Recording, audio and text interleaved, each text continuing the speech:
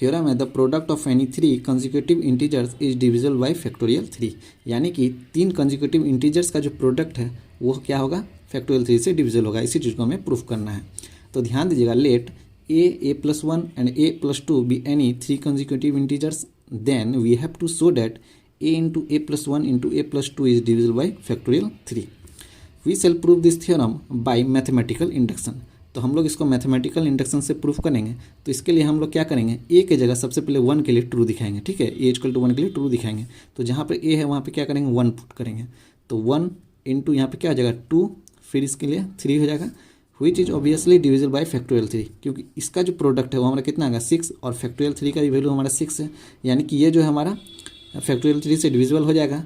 तो ए equal to 1 के लिए हमारा यह रिजल्ट क्या हो गया, ट्रू हो गया। लेट द रिजल्ट भी true for a equal to k. हमने मान लिया है कि यह रिजल्ट जो है हमारे के लिए भी ट्रू है, ठीक है। इसका मतलब है कि ए की जगह के पुट करेंगे तो के into k+1 into k+2 is divisible by factorial 3। अब हम लोग क्या करेंगे, ए इक्वल टू k+1 के लिए ट्रू दिखाएंगे। तो जहाँ पर ए है वहाँ पर हम लोग k+1 पुट करेंगे।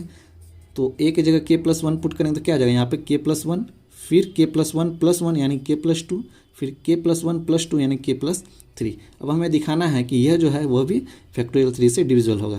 तो इसको हम लोग इस तरह से लिख सकते हैं, k into k+1 into k+2 फिर plus 3 into k+1 into k+2।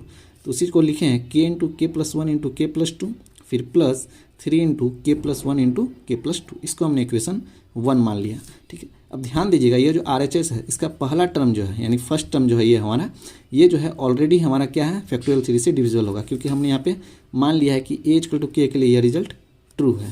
तो अब हमें दिखाना कि यह जो है यह फैक्टोरियल 3 से डिविजिबल होगा। अब ध्यान दीजिएगा, 3 इंटू k+1 इंटू k+2, तो 3 इंटू तो फैक्टोरियल 3 से डिविजिबल होगा, इस चीज़ को दिखाना है।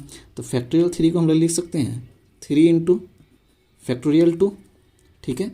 तो यहाँ पे 3 है यानी कि 3 से कट जाएगा। तो सिर्फ हमें दिखाना है कि k+1 और k+2 हमारे क्या है, फैक्टोरियल 2 से डिविजिबल होगा। अब ध्यान दीजिएगा, हमने दिखाया है कि a इक्वल टू के लिए यह फैक्टोरियल 3 के लिए ट्रू है, यानी कि फैक्टोरियल 3 से यह हमारा डिविजिबल होगा।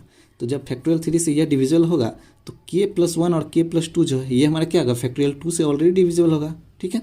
इसका मतलब है कि k+1 और k+2 हमारा क्या होगा, फैक्टोरियल 2 से डिवाइड होगा। तो फैक्टोरियल 2 से डिवाइड होगा और यहाँ पे 3 से डिवाइड होगा, इसका मतलब यह पूरा टर्म हमारा क्या होगा, फैक्टोरियल 3 से डिविजिबल होगा। तो उसी चीज़ को लिखे हैं, the first form of RHS of equation 1 is divisible by factorial 3 by our assumption.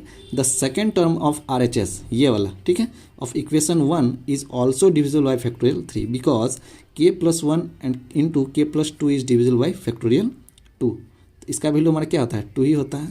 तो इसका मतलब है a into a+1 a+2 is divisible by factorial 3 for a equal to k+1, that is the result is true for k equal to, ठीक है, a equal to k+1। तो इस तरह से हमने a इक्वल टू k+1 के लिए भी यह रिजल्ट ट्रू दिखा दिया। Hence by mathematical induction the product of any 3 consecutive integers is divisible by factorial 3।